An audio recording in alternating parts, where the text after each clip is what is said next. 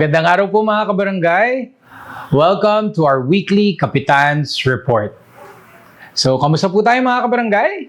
Sana lahat naman po tayo maayos ang kalagayan. No? I hope all is well. At again, naging busy na naman po tayo nitong nakaraang linggo dito po sa ating barangay. So, ano ba mga kaganapan sa Barangay San Antonio this past week? So, syempre, unang-una, we're very happy to share na kamakailan ay naglunsad tayo ng isang programang pangkalusugan para i-promote ang overall wellness ng ating mga barangay employees. So, ang programa pong ito ay tinawag po nating Balik Super Alindog Program at ang pangunahing layunin ng programang ito ay hindi lamang weight management, Akala nga nila parang Biggest Loser, Hindi lamang weight management to, kundi overall wellness ng ating mga empleyado. So sabi nga natin, paano ba nagsimula ito, Actually na-propose ito ng ating barangay nutritionist, At ang pinropose niya sa amin is magkaroon tayo ng programa na kung saan ay mabibigyan natin ng pagpapahalaga na prevention is better than cure, Pero sabi ko nga, nung napag-meetingan namin, mahirap to na i-large scale natin kaagad. Gawin nating small scale muna. Captured market, meaning mga empleyado muna natin, At through regular exercise, proper diet, and yung proper guidance, ng nutritionist ay alam naman natin, mararating natin yung proper, yung overall wellness talaga na nais natin na maging goal para sa ating mga empleyado. At syempre, pag naging successful, unti-unti, pwede na natin palawigin ang programa pong ito. So, syempre, we're very happy rin na may mga ilan tayong mga mahal na empleyado na talagang nag-join, para makaparticipate sa programa pong ito. At nakakatuwa, this program will run for a year and every quarter ay imo-monitor, yung progress ng ating mga participants. Siyempre, nakakatuwa dyan, habang tumatakbo na ang programa, dumarami rin ang ating mga partner collaborators, particularly mga related sa health and wellness. So, most recently, nagkaroon tayo ng activity, hosted by Anytime Fitness. Dito po yan sa may Holiday Inn, Sako pa rin yan ng Barangay San Antonio. At ang ating mga participants ay nag-undergo sa body mass index monitoring, At nagsagawa din sila ng simple exercise routine para sa ating mga participants. So bukod dyan, syempre naglunsad rin tayo ng regular pickleball schedule, exclusively para sa ating mga empleyado, para magkaroon naman ng pang-complement pa sa ating mga regular Zumba sessions, yung mga exercise sessions natin na sinasagawa dito po para sa ating BSA workforce. Siyempre, nakakatuwa ring makita, na tuwing nagwo-walking ako pag umaga, nakikita namin ang aming mga participants dito sa Balik Super Alindog program na nagwo-walking din. At kagaya ko, meron din silang goal na at least 10,000 steps a day. So natutuwa kami sa enthusiasm, at yung willingness ng ating mga participants na talagang magkaroon ng yung maging successful, ang kanilang participation dito sa ating Balik Super Alindog program. So again, ako yung nagpapasalamat sa nag-spearhead ng programang ito, si Kagawad Rachel Rustia ng ating Committee on Health and Nutrition, at syempre ang ating buong Barangay Council, talagang full force na sumusuporta sa ating BSA workforce na sumali dito sa ating Balik Super Alindog program. At syempre, ang Barangay San Antonio ay patuloy din po sa ating pagpapalakas ng ating disaster preparedness efforts, At syempre, bahagi dyan ay ang ating patuloy na collaboration with different stakeholders, in our community. At syempre, kahit na hindi bahagi ng Pasig, ay tayo ay patuloy din sa ating kolaborasyon sa kanila. At kasama dyan, ang ating participation sa isinagawang Thanksgiving Luncheon hosted by Asian Development Bank, no? Taon-taon po ito. Every February, no, ay may sinasagawang Thanksgiving lunch ang ADB para sa kanilang mga partner stakeholders, no, pagdating sa disaster management. So, ang ADB ay matatagpuan sa Mandaluyong City, pero bahagi sila ng Ortigas Center, no? Isang tawid lang, no, mula sa atin.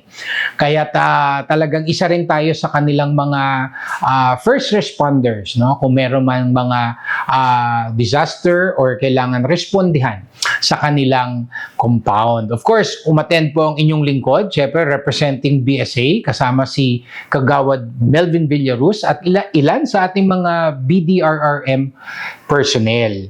Of course, well represented rin ang mga city LGUs, no, ng Mandaluyong City at ng Pasig City. At syempre, no, yung ating kapitbarangay, no, sa Mandaluyong, ang Barangay Wakwak, no. Andun din ang ilan sa ating mga national government agencies, no, particular, no, syempre ang ating mga kaibigan mula sa Bureau of Fire Protection na patuloy din ang collaboration with Asian Development Bank. So again, ako'y nagpapasalamat sa ADB, no, for having us, of course sa invitation, and makakaasa po kayo sa patuloy na suporta ng Barangay San Antonio sa inyong disaster preparedness efforts. At syempre, no, maidagdag ko na sa disaster preparedness, nag-umpisa na rin ang ating BDRRM team sa pagsasagawa ng mga workshops and trainings, particular sa basic life support at gayon din sa disaster risk awareness, no? So, itong mga workshops na ito, no, parang prelude ito, no, na magiging katuwang ng ating mga isasagawang mga fire and evacuation drills, no? Magsisimula na yan, lalo na itong buwan ng Marso, no, ay Fire Prevention Month. So, inaasahan na namin ang influx ng mga isasagawa na mga fire and evacuation drills dito po sa ating barangay. So, syempre, no, sa mga stakeholders natin na gusto nang magkaroon ng training, particular sa BLS, sa first aid, sa disaster risk awareness, no, makipag-ugnayan na po kayo sa aming tanggapan para ma-schedule na po natin, no, habang wala pa masyadong nakaschedule ngayon. At nang sa ganun ay maihanda na namin kayo sa inyong gagawin naman na mga fire and evacuation drills in this coming month. So again, no, ako'y nagpapasalamat, no, sa ating mga stakeholders, sa mga constituents natin, of course sa mga nakakasama natin, no, mga collaborators natin. Maraming salamat sa inyong pakikipagtulungan, no, para sa ating mga disaster preparedness efforts sa ating komunidad. And of course, no, speaking of collaborations, no, tuloy-tuloy din ang ating mga collaborations with our friends mula sa different religious sectors, no. Alam naman natin, no, na dito sa ating barangay very active din, no, ang ating mga partners, no, mula sa different religious sectors. At syempre isa na diyan, no, ay ang ating kabarangay, no, our BSA resident na si Pastor Bob Livioco. Syempre kasama ang kanyang mga kaibigan sa kanilang ministry na recently ay nag-guesting sa ating regular Lupong Tagapamayapa meeting. At sa kanilang naging guesting, no, nagkaroon sila ng naghandog sila ng simple musical performance, no, using violins. And syempre hindi mawawala yung sharing the word of God. No, at ako'y natutuwa, no, unang beses ito na naka-collaborate natin sina Pastor Bob, and of course we do look forward, no, to na maging regular, no, ang kanilang participation ng ministry nila sa ating BSA workforce. Siyempre nagpapasalamat din ako sa ating mga kaibigan mula sa MCGI or ang Members Church of God International, no, na isa sa kanilang mga worship centers ay matatagpuan dito po sa Barangay San Antonio. At recently, no, may sinagawa silang outreach program sa atin, no, isang pop-up na free haircut activity para sa ating mga male constituents. No? Syempre, hindi na ako nagpagupit, no, sa kanila dahil loyal ako sa aking barbero.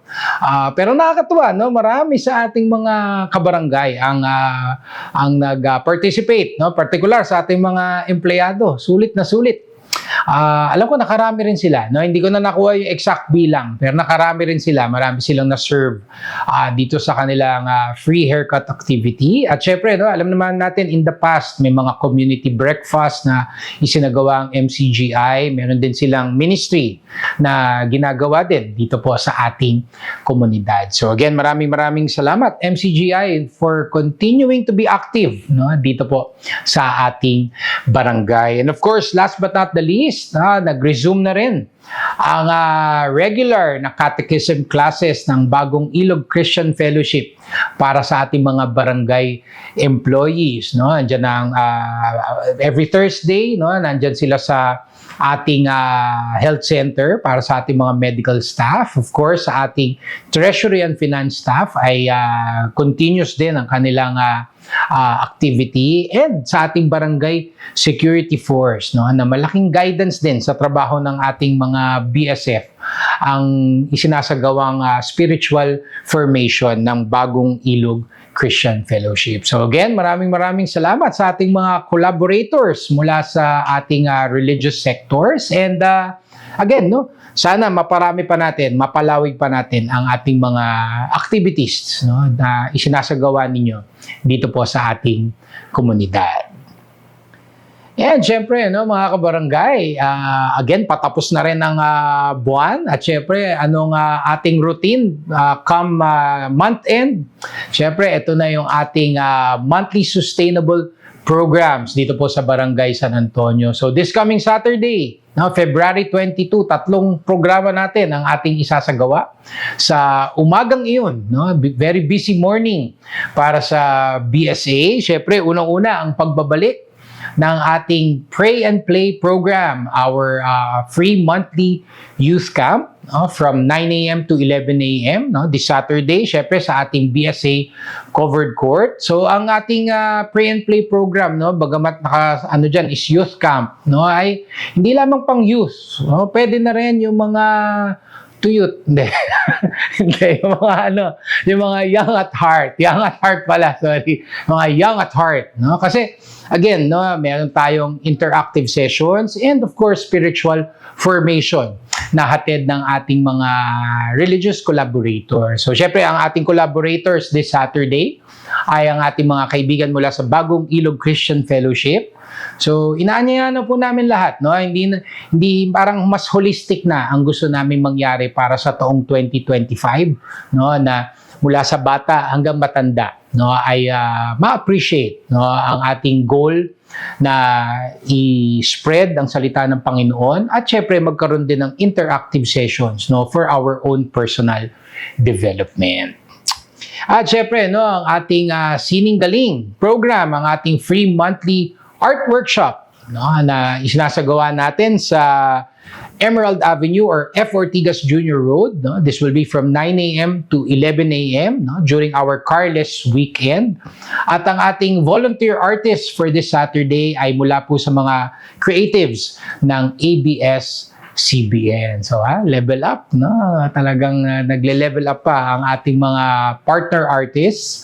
So, again, sa ating mga suki na participants sa ating Sining Galing program, at gayon din yung mga mapapadaan lang, no, ng Carless Weekend, no? Sana makaparticipate po tayo sa ating free monthly art workshop, ang ating BSA Sining Galing program. And of course, last but not the least, ang ating Bayanihan Solid Waste Management program sa Barangay San Antonio, ang ating Basura to Ayuda program, no, this coming Saturday din po yan, 8 a.m. to 11 a.m. Of course, 2 drop-off points, no, ng ating mga recyclable waste sa Garnet Road sa tapat ng Mega Plaza Condominium. At syempre, yung isa ay dito po sa ating Urban Vegetable Garden. Dito naman sa may kanto ng General Kapinpin and General Lim Street dito sa ating village. So again, sana nakapag-ipon na kayo ng maraming recyclable waste, no? Mapa-plastic man yan, karton, at syempre yung electronic waste, no, ay tinatanggap na rin po natin. So magkita-kita po tayo this coming Saturday. Again, this is free of charge and open to all. Kay residente man kayo or non-resident, no, ng ating barangay, welcome po kayo na makiisa sa ating mga monthly sustainable programs dito po sa Barangay San Antonio. And mga kabarangay, of course, ang aking patuloy na pag-anyaya po sa inyong lahat to please like and follow our official Facebook pages. Please subscribe to our YouTube channel. Please join our Viber community group. And please do regularly visit our official website, sanantonio.pasigcity.gov.ph, no, para lagi po tayong updated sa mga latest, no, dito po sa ating barangay. Of course, no, parang ano na rin to, panawagan, no, alam naman natin sa QC, no, nag-declare ng dengue outbreak. So sana po, no, we will be sharing also mga tips on how to prevent this. Pero sana po, no, sana magkaroon tayo ng vigilance, no, na again, medyo uso siya ngayon, no. So sana po magtulong-tulong po tayo na dito sa ating barangay, no, ay makontrol natin. Thankfully, we have very few cases, no, of dengue. And tayo naman, no, ang barangay, ang city government ay patuloy din sa ating mga efforts upang puksain ang dengue dito po sa ating lungsod.